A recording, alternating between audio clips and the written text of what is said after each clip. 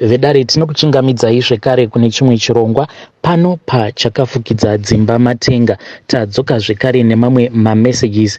Message yedu yekutanga yakamira sekudai so: hanzi makadii zvenyu mukomana Shi, ndinokumbirawo kuti munge muchindiposterawo nyaya yangu makavikawo chitupa changu. Ini mukoma ndiri murume who is very respected in the area where I am staying. Saka kuno kuzvatakaita kuno kulocation kwatinogara takatongoita chinhu chimwe chete sevanhu vanobva kuZim. Takati varume, munoona kuno takauya kuzotsvakawo mari. Saka sometimes mukutsvaka mari umwe munhu anokwanisa asitori nafuneral policy yaanenge ainayo.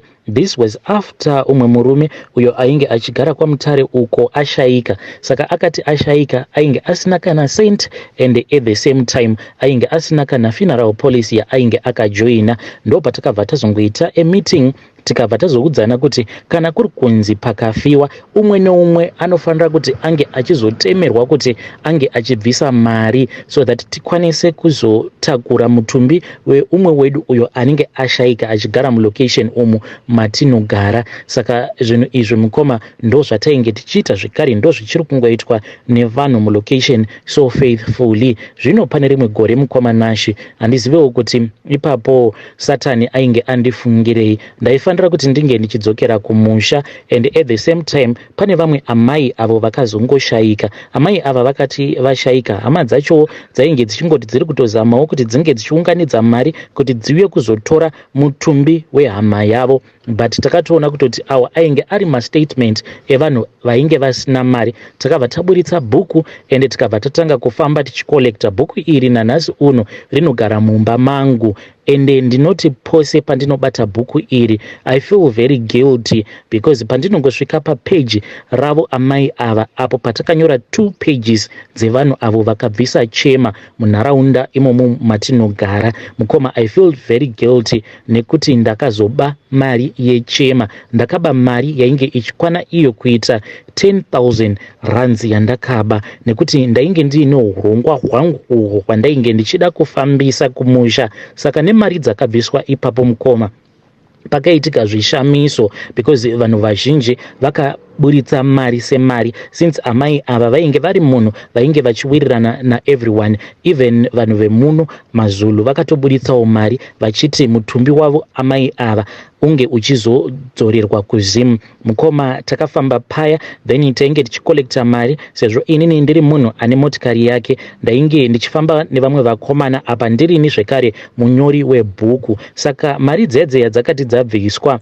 ndokubva tazoenda tikanodhipozita mari. Mari iyi imwe half takaidhipozitira umwewo murume uyo wandinoshandidzana naye, imwe yacho ikazodhipozitiwa ikaiswa muaccount. Iyo yakaiswa muaccount mangu ndiyo yandakazoba iyoyo, ndikabva ndangonzi ndinge ndichizonopa hama dzemufi. Mukoma, takati tichinosvika kumusha pangu pamusha ndakangorara kwe1 day ndokubva ndasimudzira ndikasiya mudzimai wangu pamba nemari kuti iye ange achifambisa program. Ndikabva ndamhanya ndikaenda kumba kwehanzvadzi yemufi ndikabva ndati tsano ndava kutodzokera nemi kuJoni. Ivo vakatoona sekunge ndainge ndiri munhu ane moyo munyoro.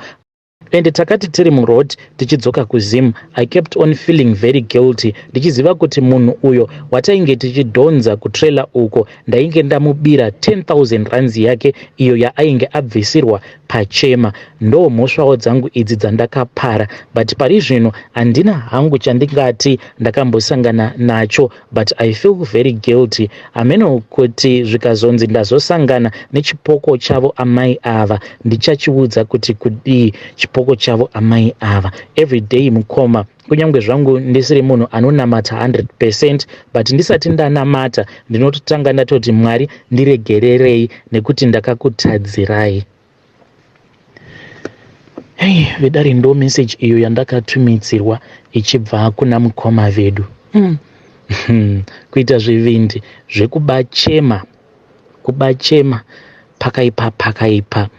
Zvimwe kuda mukoma dai musina kuba mari iyi, pamwe mari iyi yaizotobatsirawo vana vemufi. Ko hamukwanise here kuunganidza iyo 10,000 rands yacho yamakaba mobva manopa meno kana zvichiita monopa maybe vana vemufi?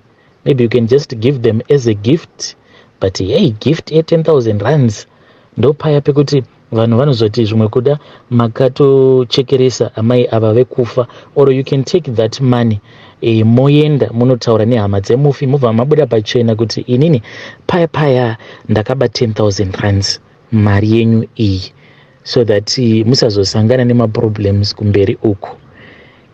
Pakaipa regedzai tibva taenda panyedu inotevera. Nyedu inotevera yakamira sekudai so. Hanzi makadii zvenyu mukomanashi, ndinokumbirawo kuti munge muchindiposterawo nyaya yangu makavigawo chitupa changu. Inini mukoma ndauyawo pano kuti ndinge ndichizokuudzaiwo izvi zvandakaitwa nembinga. Handichadi kana kumbonzwa wedhi rekuti mbinga, nekuti kana ndikangonzwa zvichinzi munhu uyu imbinga ndinobva ndatonzwa kutomerera nekutya nekuda kwezvandakaitwa neimwe mbinga.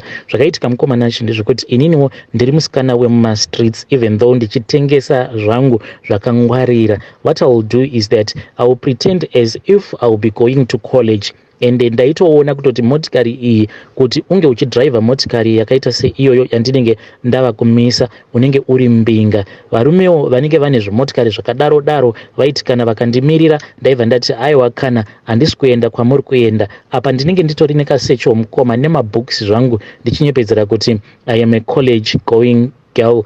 Saka ndakazomirirwa one day neumwe murume uyu akabva andibvunza kuti ndainge ndichienda kupi, and I lied to him kuti I was going to college. Akabva aenda neni ndokubva azonondisiya muH town, then ndokubva azonditi ndinokumbirawo mafone numbers ako. Mukoma ndainge ndichitoti dzawira mutswanda. Even kuburuka kwandakaita inini ndinowanzo kufarira kupfeka mamini, saka ndinenge ndichiti paya motikari ichifamba ndinenge ndichikwiridzira mini iya zvishoma nezvishoma, then pandinozoburuka mumotikari mini iyi inenge yaita kukwirira zvekuti munhu anoona kuti zvidya zvose izvi zvasara zviri panze, ende ndinonyatsokuburuka very slow ndichida kunyatsokugreba attention. Baba ava ndakabva ndagreba attention yavo, vakabva vakabira, vakabva vati iwe ndipowo kamafone numbers avo ako, ndikabva ndava pamafone numbers angu. Mukoma takazotoswera tatova murudo, ndokubva vazonditi vainge vachida kuti ndinge ndichiuya kumba kwavo, but at the last minute baba ava vakazondichinjira. Patainge taswera tiri mutown, it was somewhere around kuma 2:05 pavakazonditi we cannot go back to my place. Ndikati ko indava, vakabva vati mukadzi wangu adzoka, izvozvi ari kutondiudza kuti she just came back from Marondera, ndokwavanobva kumusha kwavo.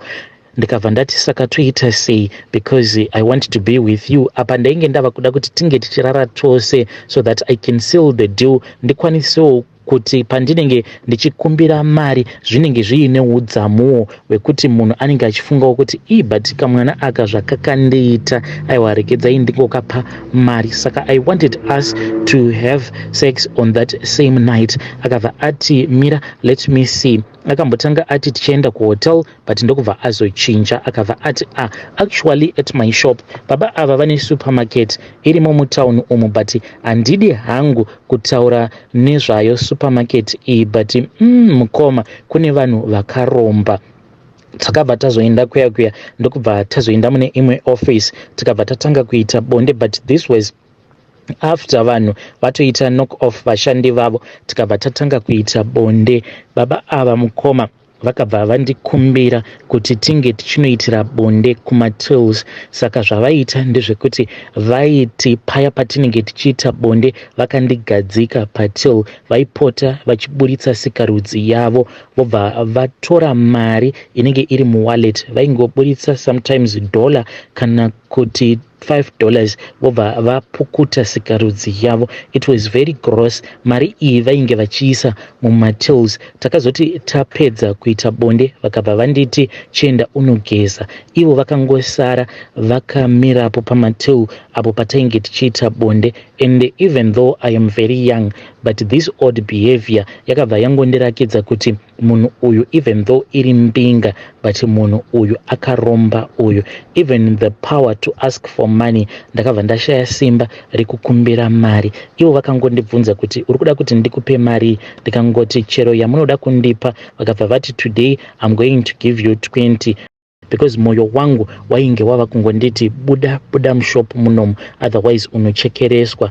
Ndikabva ndati at least mukandipawo yetransport, vakati look at the time, since it was around 9 p.m. vakati chimira ndikuperekedze kumba kwenyu. Takati tasvika kugeto kwedu ndikabva ndati it is fine, you can drop me here, and ndikabva ndavarakidza imba yefake pasiri pamba pedu. Ndokubva ndazoburuka paya, vakangondipa $20 mukoma, vakanditi I don't understand you, I thought kuti uchandiudzawo maproblems ako so that I can cover up for you, saka I do not want to overpay you. Vakabva vandipa 20 mukoma, $20 iyoyo ndakangoirasa. But mangwana acho makuseni ndakamuka ndichifunga mari iyi, ndikati but regedzai ndidzokere ndinoona kuti ka 20 mari kaya kandakapiwa kuti kachiripo, maybe I can buy myself 1-2, pane pandingazongorarirwa mahara here. But chakazoita kuti kamari aka kunyange ndakazokaona ka 20 mari karipo apo pandakangokarasira, ndikati nenhamo iri muzimu, unoreva kuti ka 20 mari aka vanhu vari kungokadarika vachikasiya karipo. Mari iyi mukoma yakaita mazuva 2 iripo.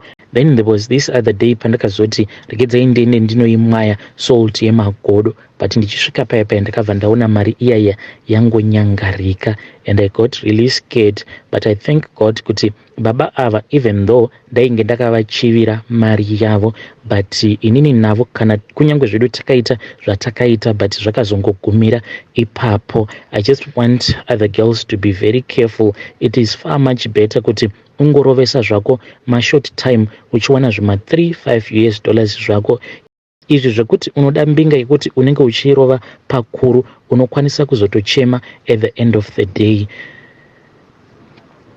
Hey, vedare ndo message iyo yandakatumidzirwa ichibva kune mwanasikana uyo.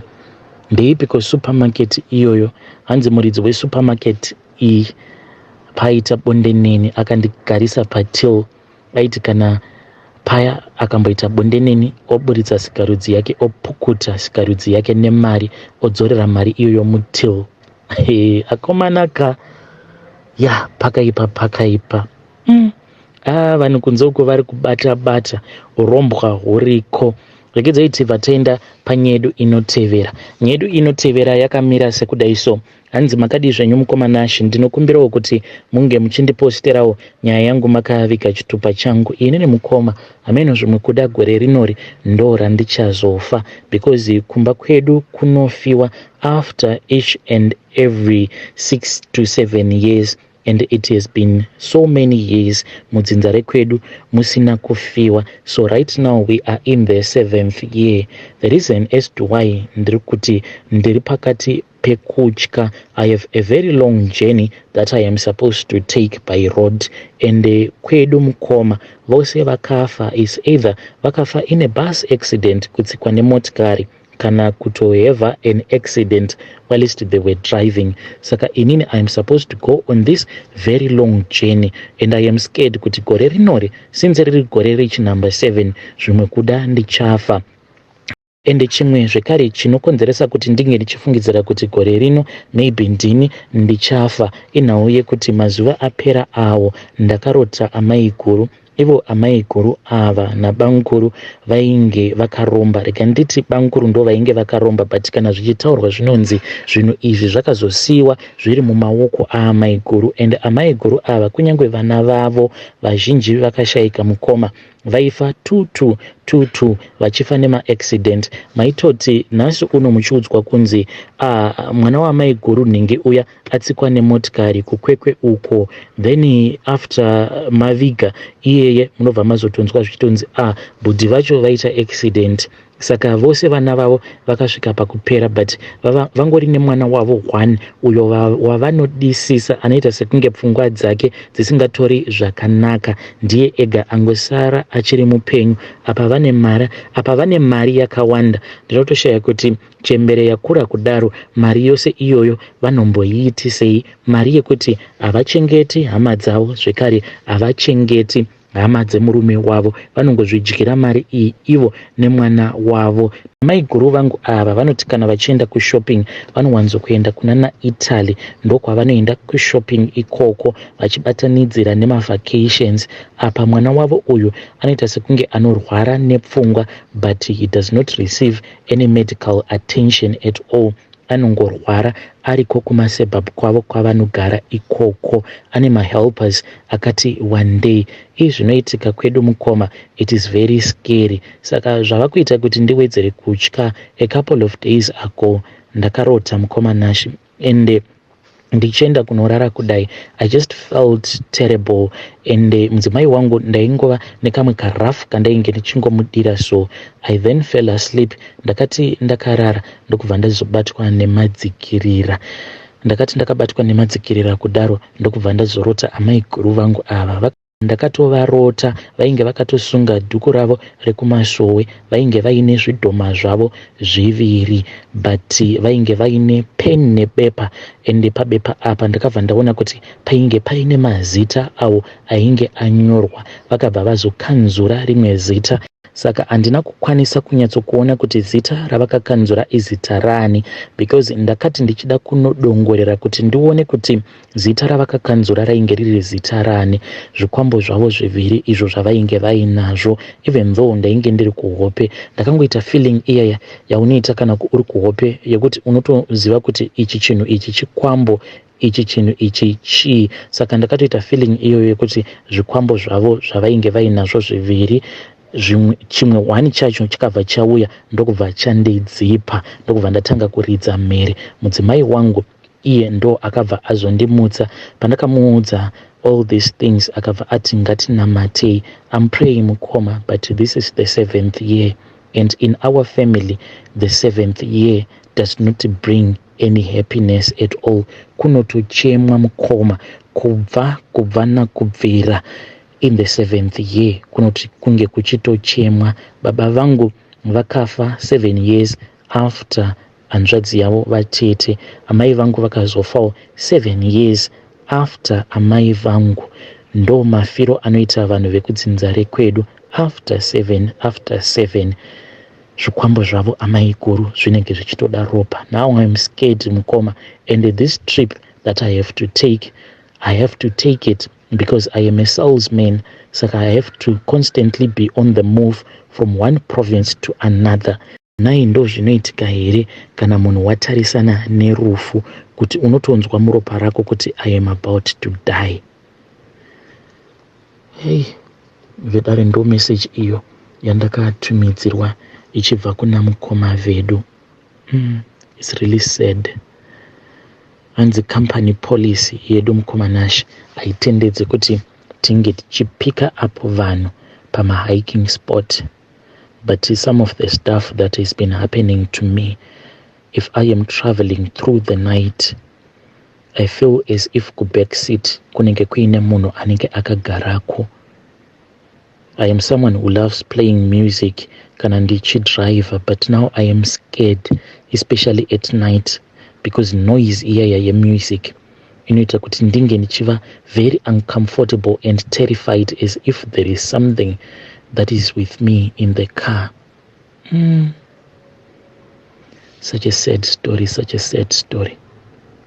Toita seiko navo vanhu ava vanochekeresa vanhu, vanorombera pane vamwe vanhu?